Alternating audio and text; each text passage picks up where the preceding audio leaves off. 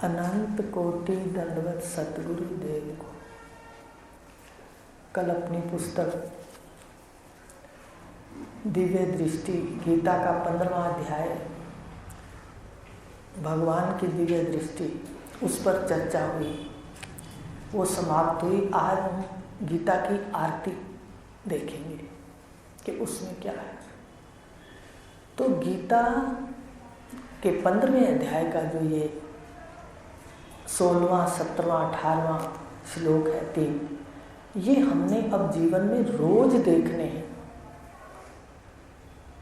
इसी को ही सर्वांग योग के अंदर हम लोग रोज लेते थे। अभी थोड़े समय ब्रह्म प्रकाश जब से लेने लगे हैं तो छोड़ा है। आप सीधा सीधा देखो तो कभी कभी मनन भी करो साथ में कि आकार जितने भी हैं वो मर रहे हैं, इसमें भरा हुआ अमर है और दोनों का लय उत्तम पुरुष परमात्मा है। अब ये अपने को ढूंढना है। तो अब आज लेंगे गीता की आरती कि गीता कैसे भगवान के मुख से प्रकट हुई और कहाँ पर हुई। जहाँ इतना शोर था, बीच युद्ध भूमि के अंदर जब शंख बज गए तो भगवान अर्जुन को समझा रहे हैं। अर्जुन कहता है मैंने युद्ध नहीं करना। अर्जुन देह के संबंधों से मोहित हो गया और कह रहा है मैं युद्ध नहीं करता। भगवान को बुरा लगा कि अब आकर के बिगुल भी बज गए, अब वापिस जाना क्षत्रिय धर्म के विरुद्ध है। इसलिए उन्होंने पहले गाली दी, उसके बाद उसको समझाया कि यहाँ सत्य कुछ भी नहीं, एक निमित्त मात्र है हर व्यक्ति।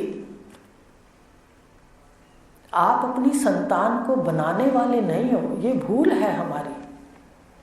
आप केवल पुरुषार्थ करो उनको अच्छे से अच्छा वातावरण देने का, उनको सुविधा देने का। लेकिन वो अपने भावों और अपने कर्मों से ही बनते हैं। वो वही चीज चुनते हैं जो उनके कर्म के हिसाब से होती है। 17वें अध्याय में भगवान ने पहले श्लोक में ही कह दिया, श्रद्धा का रूप है देही, कि जो व्यक्ति चलता है जीवन में वो अपना कर्मों से अंतःकरण लाता है, सूक्ष्म शरीर बनता है। पहले कर्मों से सूक्ष्म शरीर बनता है, मन, बुद्धि, चित्त, अहंकार। तो फिर वो जीव उसी रास्ते निकल जाता है। इसलिए हट का काम नहीं है यहाँ, सहज भाव से देखें। तो यही बात कही अर्जुन को कि वर्ण धर्म के अनुसार तुम्हें करना है युद्ध, और अगर तू नहीं भी करेगा, आखिर में साफ बता दिया, सिद्धांत की बात बता दी कि तू नहीं भी करेगा तो तेरा स्वभाव, क्या स्वभाव था अर्जुन का? सरल स्वभाव, ठीक है। उसमें उसका वर्ण और उसका धर्म क्षत्रिय का जरूर कराएगा तेरा स्वभाव, ना कर तो। कई बार हम देखते हैं ना कि हम कहते हैं भाई हम कुछ नहीं करेंगे, किसी को कुछ नहीं देंगे, या चुपचाप ऐसे नहीं, कोई किसी का भला मन में आता है, भाई फलाने ने ऐसे कर दिया और बदले में कुछ ऊट पटांग कह दिया, हम अब इससे कुछ नहीं करेंगे, शांत रहेंगे। पर जब समय आता है तो क्या कर जाते हो? कर जाते हो। कई लोग ऐसे होंगे, समय आने पे अच्छा कर जाते हैं, फिर कहते हैं ठीक है मैंने तो ईश्वर दर्शन किया, गुरुदेव की बात को माना, पर कर गया ना स्वभाववश। कह रहा था कि मैं नहीं करूँगा, भाई बदले में अगर नहीं मिलता अच्छा तो ज्ञान में कह देते ना अब मैं नहीं करूँगा। पर स्वभाववश आप जगत में देखो, लोग अच्छे करने वाले और बुरे करने वाले भी स्वभाववश कर जाते हैं। और कहानी भी देते हैं, वही एक बिच्छू तैर रहा था, पानी में डूब रहा था, संत वहाँ से निकला, उसने क्या किया, बिच्छू को पानी से बाहर निकालना चाहा। तो जैसे निकालने लगा बिच्छू ने हाथ पे डंक मार लिया, और जैसे डंक लगा संत को, उसके हाथ से बिच्छू फिर गिर गया पानी में। अब फिर वो उसको उठाने लगे, 2 बार उसने डंक मार दिया। सामने कोई आ रहा था, उसने कहा महाराज बिच्छू आपको डंक मार रहा है और आप इसको फिर भी निकाल रहे। कहते उसका स्वभाव अपना है और मेरा स्वभाव अपना है। मुझे लगता है कि अब देख लिया तो इसको बचा सकता हूँ। तो ये स्वभाववश भगवान ने कहा कि तू ना कर युद्ध, फिर भी तू तेरे से स्वभाव कराएगा, बोला है ना भगवान। तो इस प्रकार कहा। तो अब उस गीता की आरती कि केशव मुख से प्रगति, कहाँ प्रगति? कहते भाई गीता के जयंती मनाओ। तो मेरे अंदर आता है गीता की जयंती। देखो जब युद्ध हुआ उसके मध्य में गीता प्रकट हुई, तो कैसी जगह पर गीता जन्मी। देखो कैसी जगह पर जन्मी जहाँ इतना विस्तार से जो है पूरा का पूरा बवंडर जिसको कहते हैं वो है। तो पहली लाइन ले लेते हैं, जय गीते जय भगवत गीते। ये तो समझ आ गई कि गीता तेरी ही जय है। केशव मुख से प्रगति सुंदर सुपुनीते। केशव माने भगवान कृष्ण के मुख से तू प्रगति है और तेरी हर बात बहुत ही सुंदर और पवित्र है, धर्मयुक्त है। गीता का हर श्लोक जीवन के अंदर लागू होता है। गीता का हर श्लोक कहीं ना कहीं हमें काम आता है। आप अगर गीता पढ़ो, एक श्लोक अगर पहले पढ़ते हो, ठीक है, तो कुछ अर्थ है। अब उसी श्लोक को 6 महीने बाद पढ़ते हो, थोड़े दिन बाद पढ़ते हो, साल बाद पढ़ते हो, उसमें और दिखने लग जाता है। पढ़ते हो, इसने अनुभव किया कि हर बार गीता का अलग ही अर्थ हो जाता है। हर बार भगवान बोलते हैं, हमें लगता है बस बहुत सुंदर अर्थ कर दिया, इसमें बहुत दिख गया, लेकिन उसके बाद फिर दिखने लग जाता है। तो इसलिए ये गीता केशव भगवान कृष्ण के मुख से प्रगति है और हमारे जीवन को सुंदर और पवित्र बनाने के इसमें राज है। इसमें सारे राज छुपे हुए हैं। देखो कर्मों के राज भी हैं, देवताओं के राज भी हैं, सारे राज हैं। कर्म वृक्ष का मूल है माया। गीता से हमने क्या मुख्य रूप से देखा कि जो कर्म की सृष्टि है, कर्म के मूल के अंदर क्या है? कर्म कब बनते हैं? जब हम अविद्या से ग्रस्त होते हैं। याद रखना, कर्म का मूल अविद्या, अज्ञान। कर्म हम जब तक करते हैं, जब तक हमें अज्ञान है, हम कर्ता बनते हैं। कर्म नहीं, क्रिया। ब्रह्मज्ञानी क्या करता है? फिर वो करता नहीं है, उसके द्वारा क्रिया होती है, सहज में होती है। जो उसका पार्ट है वो उसके हिसाब से कार्य करता है। ईश्वर ने जो उसको सौंपा हुआ है कार्य, उसको पता है कि वो अपने आप ही सामने परिस्थितियां पैदा हो जाती हैं, इसलिए वो सहज में चलता है। लेकिन अज्ञानी कहता है मैं करता हूँ, बच्चों को भी बनाना है, शादियां भी मैंने करनी है, इतने बोझ ले लेता है कर्तापन के और फिर अच्छे बुरे कर्म बनाता है। देखो कर्म का वृक्ष कब खड़ा रहता है? जब तुम सकाम कर्म करते हो। कर्म वृक्ष का मूल है माया। माया और अविद्या। माया माने जो ईश्वर की शुद्ध माया है, वही छोटे रूप में जीव के पास क्या है? अविद्या। समझ आती है माया और अविद्या की? अविद्या का मोटी भाषा में अर्थ है कि जो शरीर है ना, माया का अंश है शरीर आपके पास, माया का अंश, 3 भूत, 5 भूत और 3 गुण। ये आकार आत्मा को ढक लेता है, ढक रखा है। क्या किसी को पता था कि जागृत अवस्था में मैं व्यापार करने आता हूँ यहाँ, और वो भी 12-13 घंटे का? वो भी हिसाब लगाओ कि सच का व्यापार करते हो या सारा झूठ का ही करते हो? सच बता।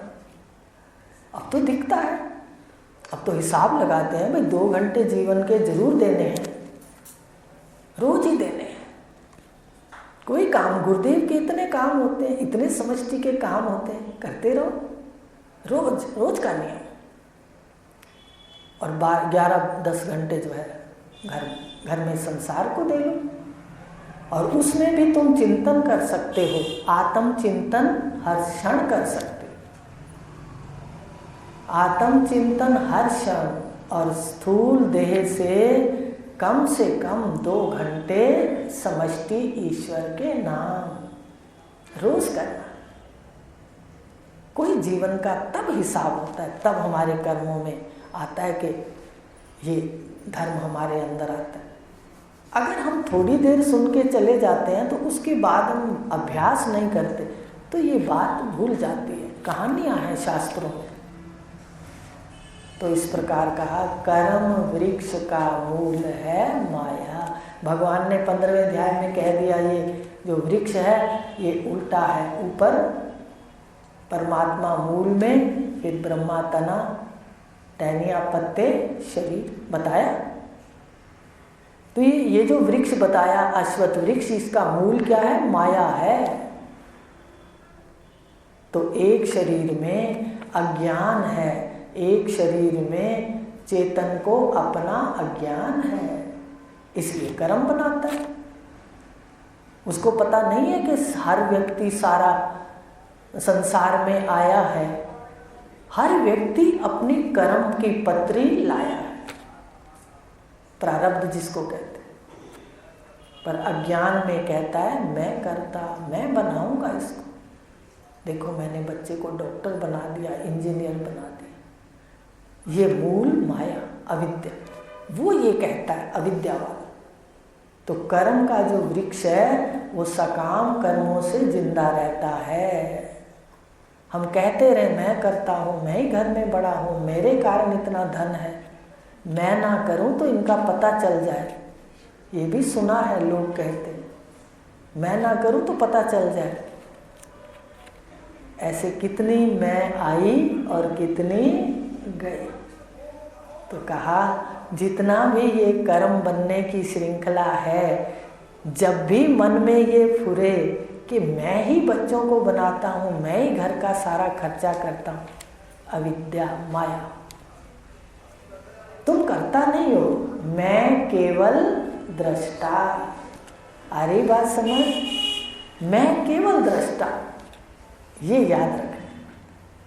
तो कर्मों का जो वृक्ष है वो बनता रहता है, फिर शरीर मिलते रहते हैं, फिर भोग के नए बनाते रहते हैं, और एक शरीर से दूसरे शरीर मिलते रहते हैं और सुख दुख भी पाते रहते हैं।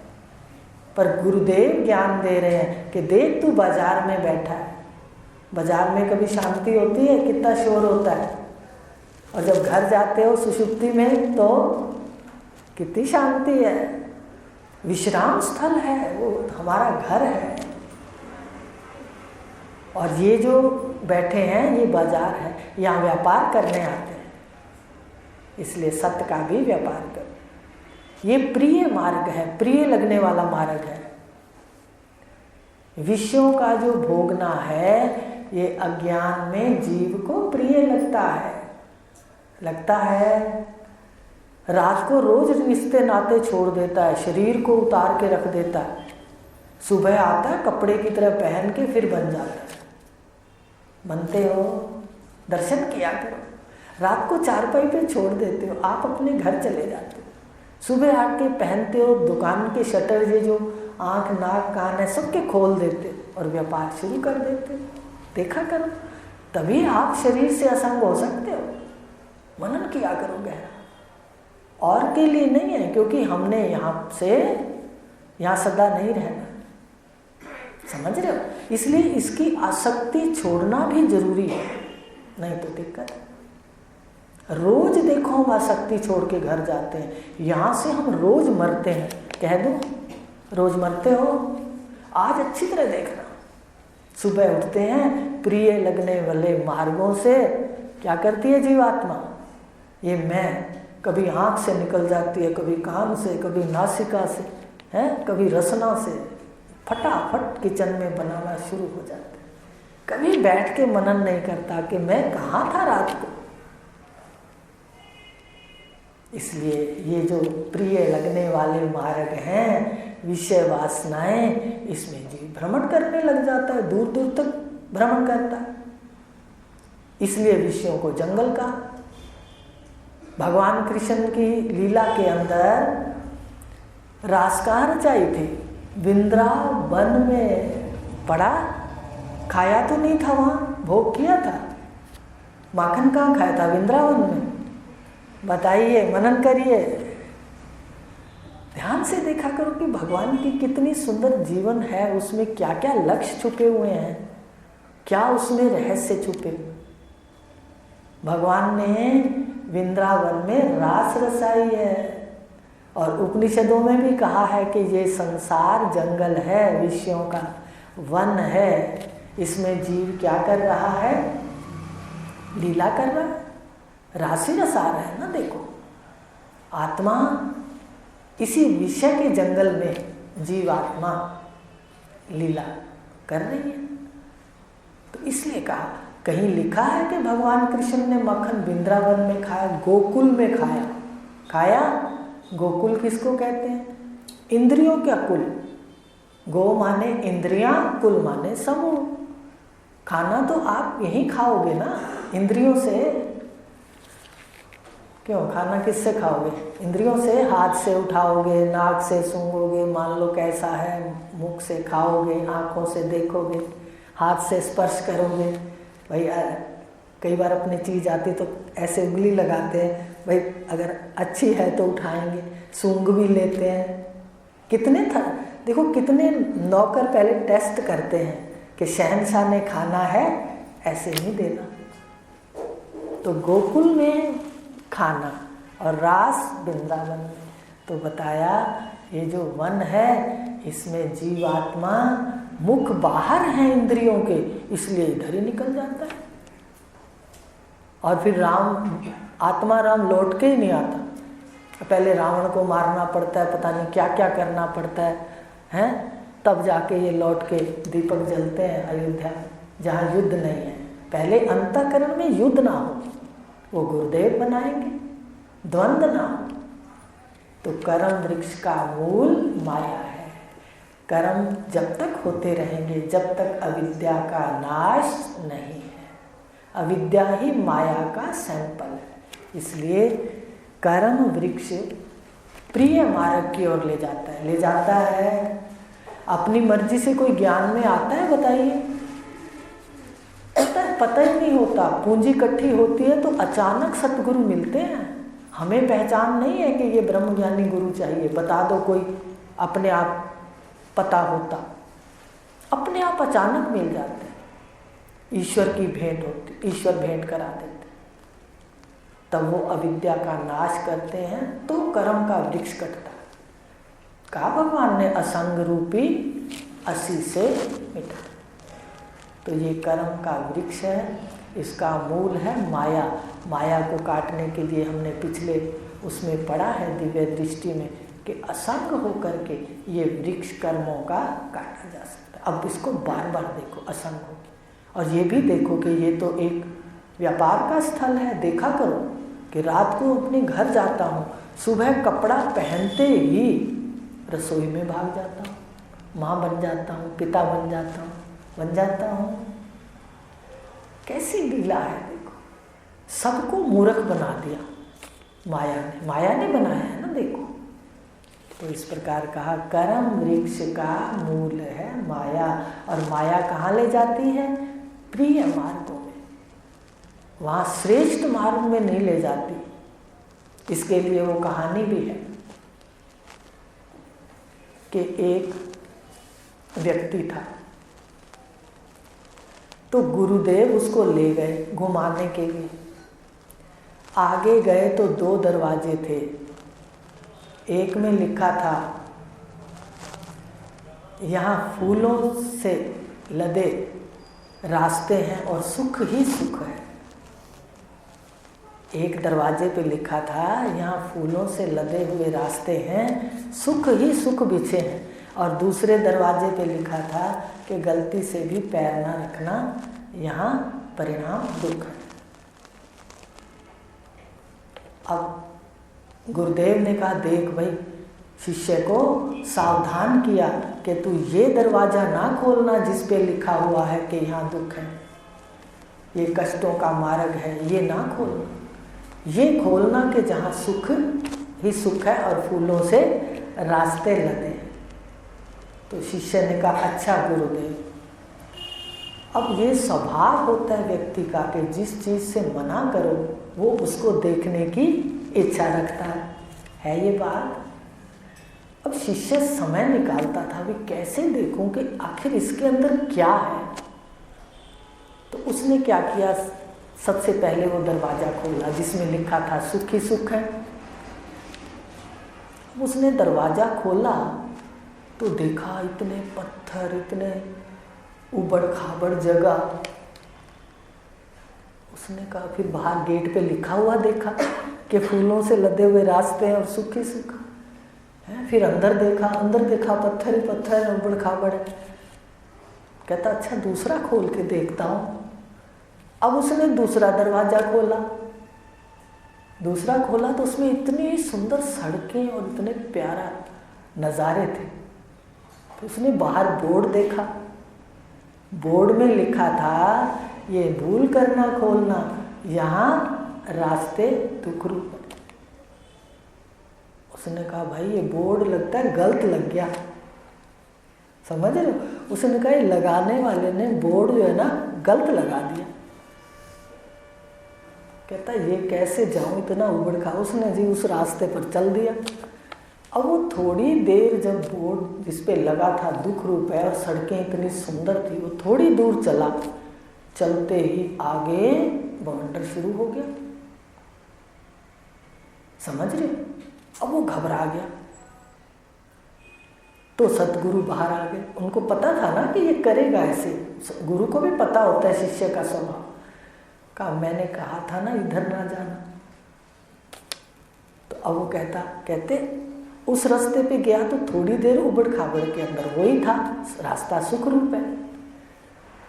देखो उसको प्रेम मार्ग कहते हैं, जो पहले सड़क सुंदर थी और बाद में क्या निकला। और उसको श्रेय मार्ग कहते हैं, जिसमें पहले उबड़ खाबड़ था और बाद में ये लिखा था कि यहाँ सुख ही सुख है। और भगवान ने भी गीता में कहा है कि मेरा जो ये ज्ञान है, सुख 18वें अध्याय में शायद कहा है, सुख 3 रीति का कहता हूँ। ऐसा है ना एक मंत्र, सुख 3 रीतियाँ, 3 बातें हैं। दान भी तप भी, ऐसे मुझे याद नहीं पूरा, पढ़ लेना 18वें अध्याय में। सुख 3 रीति का कहता हूँ। पहला क्या कहा, आदि में कड़वा दिखे होवे मधुर अंत में। तो सच बताओ मेरी बहन भाई, भगवान ने कहा जो शुरू में तो दिखे कड़वा और बाद में अमृत के समान हो जाए। और फिर विषय दूसरे रास्ते के लिए क्या लिखा, अमृत सम आदि में, अमृत सम आदि में, शुरू में और अंत में विष का भाई। किसका भाई है वो, विष का। विष क्या देती है, मृत्यु। देखो है वो मार्ग, वो मार्ग था, उसमें तो उबड़ खाबड़ था। भगवान ने कहा आदि में कड़वा दिखे। तो आप यहाँ सत्संग आते हो, घर में संध्या वंदना करते हो, नियम के अनुसार चलते हो, डरते भी हो कि याद नहीं किया, तो ये क्या है आदि में। पर क्या होगा आखिर में, वास्तव में बता रही हूँ अपने जीवन की अनुभूति कि आज उठते हैं तो पता चलता है कि कैसे कपड़ा पहन के, अभी 12-13 घंटे का सौदा है, व्यापार करना है तो सच का व्यापार करना है। झूठ में बैठ के भी आप सच का व्यापार सारा दिन कर सकते हो, ऐसी विद्या है ये। विशेष रूप से 2 घंटे आप रख सकते हो, 4 घंटे रख सकते हो, बाकी आप सारा दिन महावाक्य का चिंतन करके सारा दिन पुण्य ही पुण्य लिख सकते हो अपनी किताब के अंदर। तो ये कहा कि कर्म वृक्ष का मूल है माया। माया कहाँ ले जाती है, माया है इसकी एजेंट, ठीक है। विस्तार जितना भी है ये मन माया का है, ये तो इधर इधर ले जाता है, सीधा इंद्रियों के माध्यम से प्रिय लगने वाले मार्गों में ले जाता है। इसलिए सावधान हो जाएं, उसमें से थोड़ा थोड़ा समय शुरू करें। वो कौन सा मार्ग है, जो आदि में भगवान ने कहा कड़वा दिखे। कड़वा दिखता है या नहीं बताओ। कई बहनें तो कहती ले भाई ये तो यहाँ नियम बहुत सख्त है, हम तो नहीं आ सकते। अरे भाई, हमारा भला इसी से है, हम घर में सीख लें और घर में भी करें। तो ये कर्म वृक्ष का मूल है माया। माया का बता दिया, वो प्रियता में ले जाती है। अब दूसरा है ज्ञान, जो गुरु ज्ञान देते हैं, आदि में उबड़ खाबड़ मार्ग, ठीक है, और अंत में अमृत। ये कौन देते हैं? ये सतगुरु देव, ये मार्ग देते हैं, जिसको कहते हैं श्रेष्ठ मार्ग, श्रेय मार्ग। कठोपनिषद के अंदर है। नचिकेता को यमाचार्य जी बता रहे हैं, सबसे पहली बात यही बताएं कि कैसे जीव श्रेय मार्ग की ओर नहीं जाता और प्रिय मार्ग की ओर जाता। तो ध्यान से देखो, प्रिय मार्ग तो हमने दरवाजा अपने आप ही खोल लिया। दरवाजा माँ बाप ने खुला दिया, मित्र दोस्तों ने खुला दिया। एक हम गुरु का कहना भी मान लें, वो दरवाजा भी खोल के देख लें। उसके बाद जो अच्छा लगे, जितना अच्छा लगे, उसमें यात्रा करें। तो इस प्रकार ज्ञान का मूल पुरुष है। जो गुरुदेव ज्ञान दे रहे हैं, ये कहाँ ले जाएंगे गुरुदेव? इस वृक्ष से ले जाते उस अश्वत्थ वृक्ष का जो मूल है ना, मूल, उसका भी आश्रय ब्रह्म, जैसे मूल का आश्रय पृथ्वी है, ऐसे ज्ञान का आश्रय ब्रह्म है। तो ज्ञान लेते इस वृक्ष में से निकाल करके वृक्ष को सफर कराते हुए कहाँ ले जाएंगे गुरुदेव? कहते पुरुषोत्तम की ओर। ज्ञान मूल पुरुषोत्तम। किससे जाना? हे गीते, हमने तेरे से जाना। आज तक इतने ग्रंथ पढ़े, वेद भी पढ़े आर्य समाज में, पर कभी भी ये ज्ञान का पता नहीं था।